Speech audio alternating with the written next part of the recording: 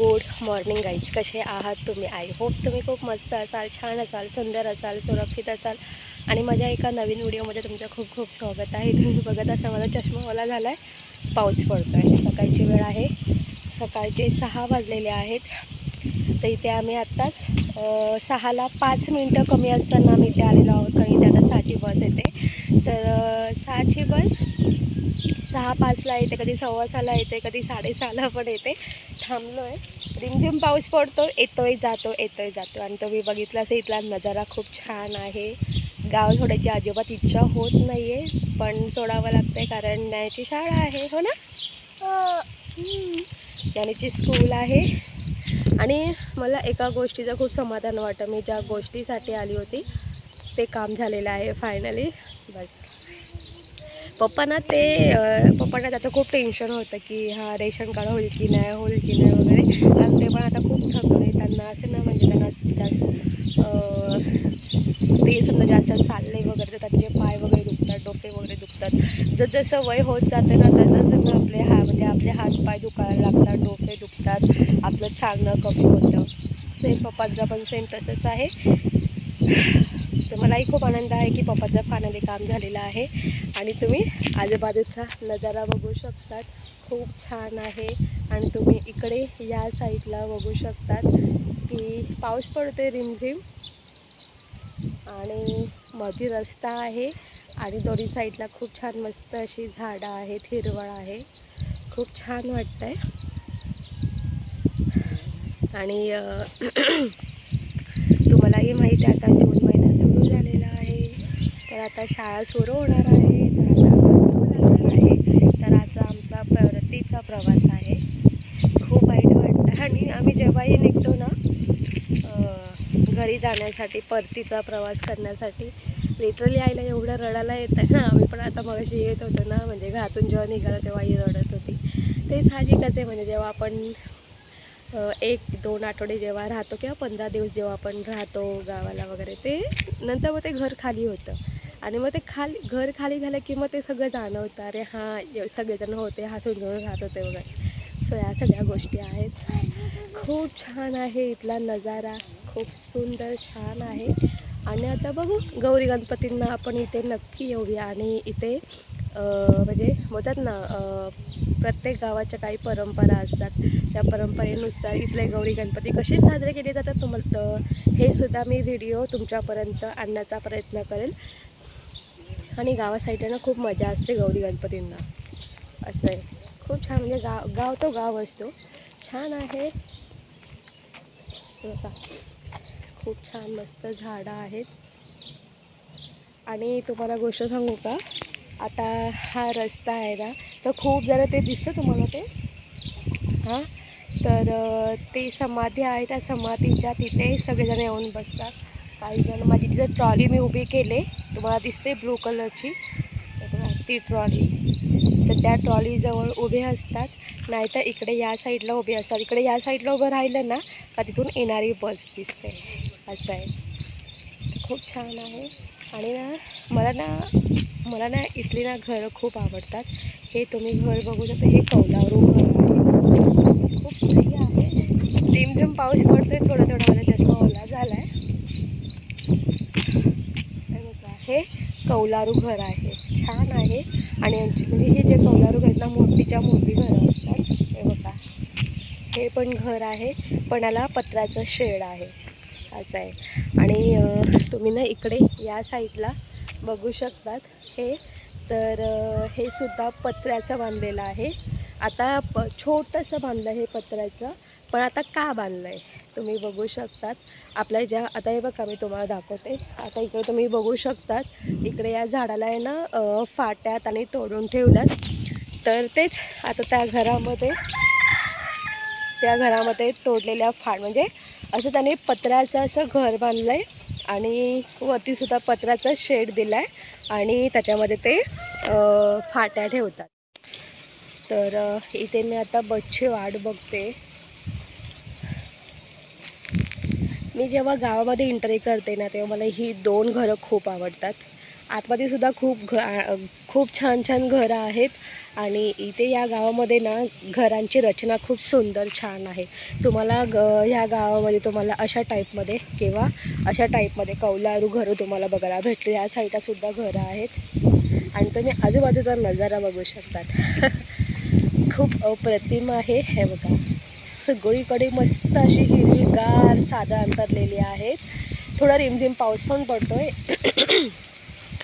आता इथून जेव्हा बस येते ना, तुम्हाला गोष्ट सांगू का, जेव्हा ना म्हणजे आता पाऊस तर पडतो, पण इथून जेव्हा बस येते ना तेव्हा तोही नजारा बघण्यासारखा असतो. खूप छान वाटतं. आता खूप जोरात पाऊस पडतो तर मी एका साईडला उभी राहते. खूपच जोरात पाऊस पडतोय.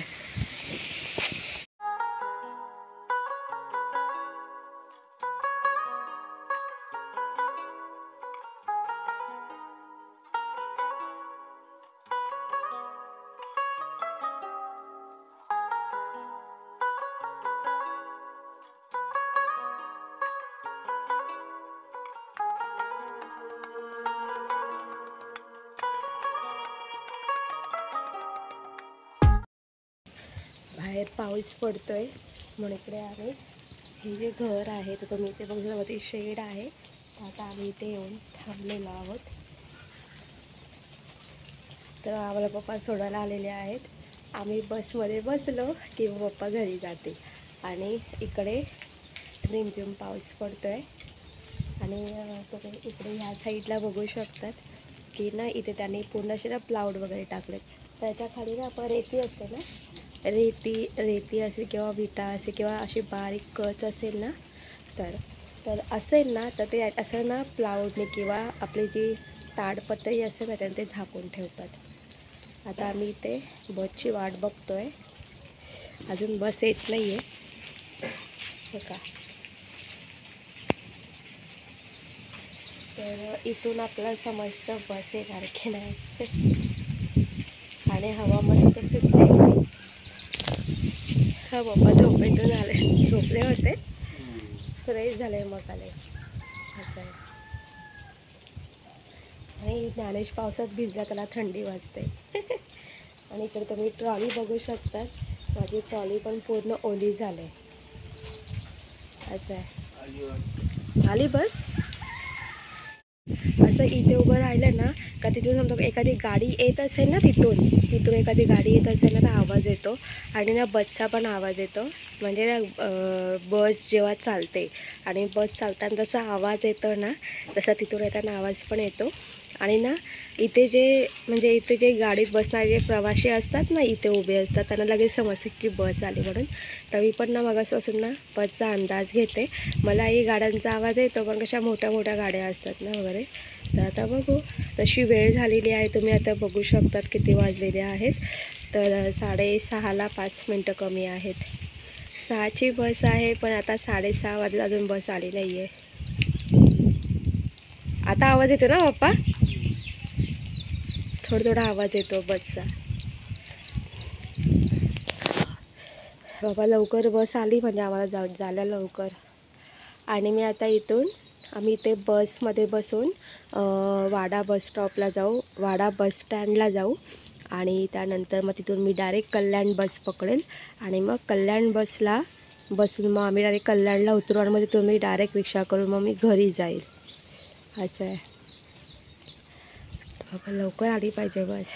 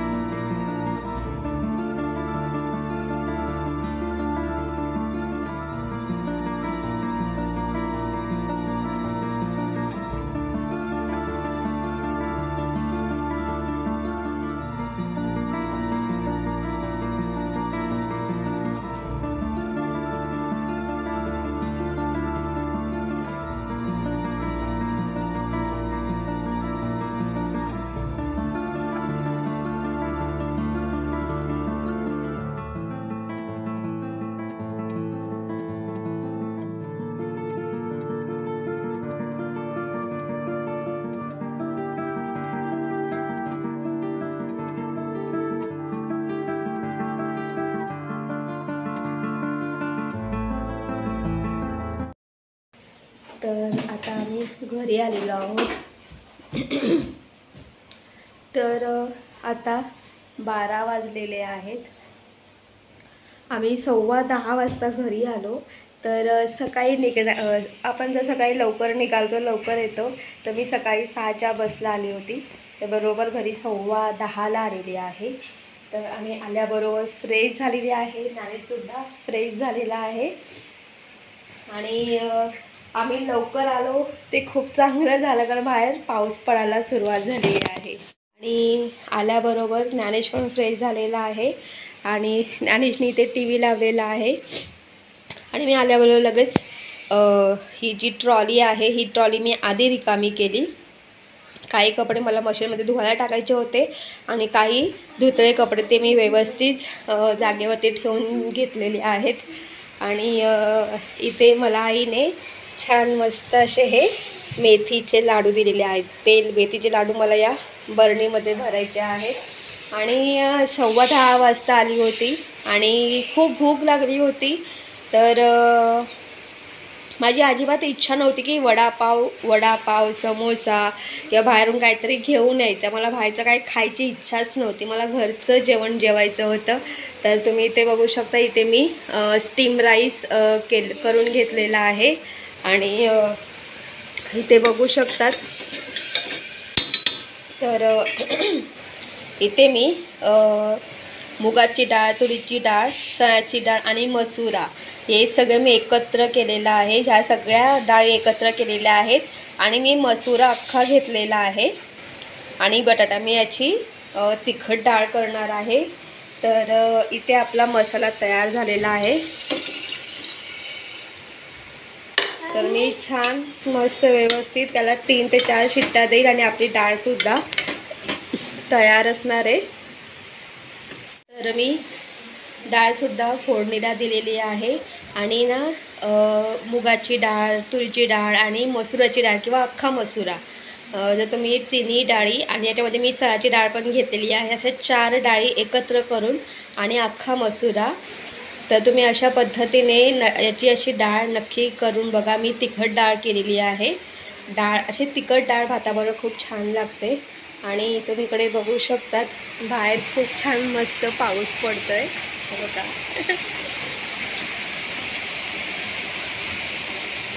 तर बरं झालं की आम्ही लवकर आलो सकाळच्या गाडीला. आज समजा उशिरा आलो असतो तर पूर्ण म्हणजे आम्ही पण ओलो झालो असतो आणि ट्रॉली बॅग ती पण ओली झाली असती. सो ह्या सगळ्या गोष्टी आहेत. खूप भूक लागले. डाळ भात झाले की आम्ही जेवून घेऊ. आता मी हे जे लाडू आहे ते सुद्धा पटापट बरणीमध्ये भरून ठेवते.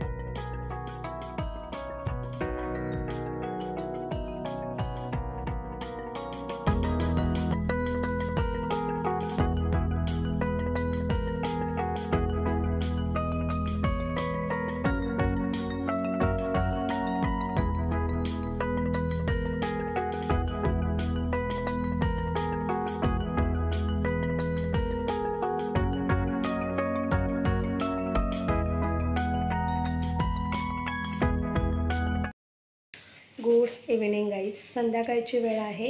तर तुम्ही बघू शकता मी आणि त्याच्या आम्ही दोघे आता बाहेर चाललेलो आहोत. तर झालं काय माहिती आहे का, 20 तारखेला 20 मेला मला डॉक्टरकडे जायचं होतं, पण तेव्हा डॉक्टर आउट ऑफ स्टेशन होते 5-6 दिवसांसाठी.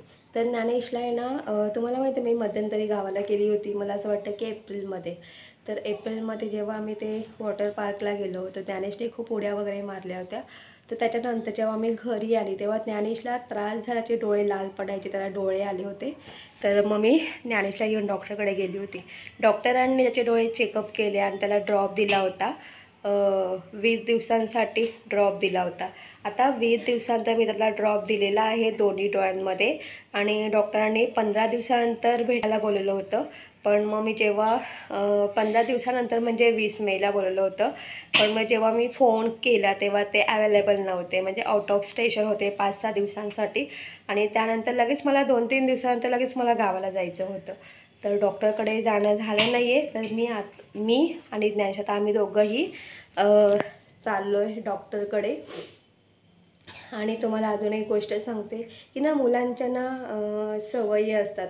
भले आपण मुलांना एवढं ओरडून सांगतो वगैरे. मी तुम्हाला लिटरली सांगेल की मी ज्ञानेशला खूप मारलं ओरडले त्याला, पण त्याच्यावरती काय परिणाम होत नाही.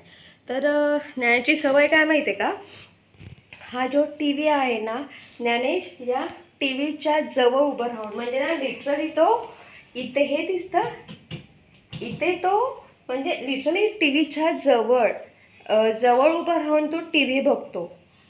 त्याला एवढं ओरडते, बाळा लांबून टी व्ही बघ, तरी तो जवळ जाऊन बघणार. आणि त्याच्यावर मी त्याला एवढं मारलं ओरडले तरी त्याला काहीच फरक नाही. तर आणि जेव्हा मी ज्ञानेशला चेकअपसाठी घेऊन गेली होते ना, तेव्हाच डॉक्टर बोलले की याला चष्मा आहे असं. तर आता बघू डॉक्टर काय बोलता येते. तर आता आम्ही निघतो डॉक्टरकडे जायला. तर मी आणि ज्ञानेश आम्ही दोघंही डॉक्टरकडे जाऊन आलेलो आहोत. तर तिथे ज्ञानचे डोळे चेक केले आणि ज्ञानीच्या डोळ्यामध्ये ड्रॉपसुद्धा टाकला, 2दा ड्रॉप टाकला. तर आता पुन्हा डॉक्टरांनी 2 दिवसानंतर बोलवलं आहे, म्हणजे परवा. तर आता बघू, परवा जाऊ आणि मग परवा गेल्यानंतर पुन्हा त्याचे डोळे चेक करतील आणि मग म्हणजे त्याला चष्मा आहे, पण मग तो त्या नंबरचा मग त्याला चष्मा देते. तर तुम्ही बघू शकतात की मी येताना आईस्क्रीम आणलेला आहे, मी बटरस्कॉच आणलेला आहे. आणि ज्ञानेशने रेड वॉलेट ना, तो रेड वॉलेट आहे तुझा. तर तो ज्ञानेशने घेतला आईस्क्रीम. आणि ना मला आईस्क्रीम खायची खूप इच्छा होती. म्हणजे जेव्हा मी गावाला होते ना, तेव्हापासून म्हणजे मला गावालाच आई पप्पांसोबत मला आईस्क्रीम खायचा होता. म्हणजे माझं ना एक हे असतं की हां, गावाला गेल्यानंतर आई पप्पांसोबत मी, ज्ञानेश, आई पप्पा, तर आम्ही सगळेजण मिळून आईस्क्रीम खाऊ असा माझा विचार होता. पण तुम्हाला एकच सांगेल की तिथे गावामध्ये ना असं तुम्हाला आईस्क्रीम वगैरे तुम्हाला काही भेटणार नाही. तिथे फक्त नॉर्मल म्हणजे वेफर्स, खाऊ वगैरे तुम्हाला भेटेल. जसं जो लहान मुलांचा खाऊ असेल, चॉकलेट, गोळ्या वगैरे तेच, आणि फक्त कोल्ड्रिंक. याच्या व्यतिरिक्त तुम्हाला तिथे गावामध्ये काहीच नाही भेटणार. तुम्हाला काही घ्यायचं असेल ना, तर तुम्हाला प्रॉपर वाडाला जावं लागेल. वाडाला मार्केट आहे. आणि आता आईस्क्रीम आणायचं बोललं तर साहजिकच आहे, आपण खाली दुकानातून आपल्या जवळपास कुठे दुकान असेल तर आपण तिथे जाऊन आईस्क्रीम आणतो आणि तो खातो किंवा तो फ्रीजरमध्ये ठेवतो, नंतर खातो. पण वाड्यावरून म्हणजे गावामध्ये किंवा घरी आईस्क्रीम आणायचं बोललं ना, तर मी तुम्हाला एवढं सांगेल की वेळेनुसार बस असतात. जसं की 1ची बस असते, तुम्हालाही माहिती, दुपारी खूप कडक ऊन असतं. आणि दुसरी गोष्ट म्हणजे बस सुटायच्या 10 मिनटं अगोदर आपण आईस्क्रीम आणणार. त्यानंतर मग बस सुटेपर्यंत ते 10 मिनटं म्हणजे ते 20 मिनटं आणि ती बस गावामध्ये येईपर्यंत 10 मिनटं लागतात. ते 20 आणि हे 10, 30 मिनटं. 30 आणि घरी पोचेपर्यंत 5 ते 7 मिनटं, म्हणजे 35 ते 40 मिनटं. आता मला सांगा, या 40 मिनटामध्ये आपला आईस्क्रीम आरामात मेल्ट होतं आणि मग त्याचा काय उपयोगच नाही घरी नेऊन.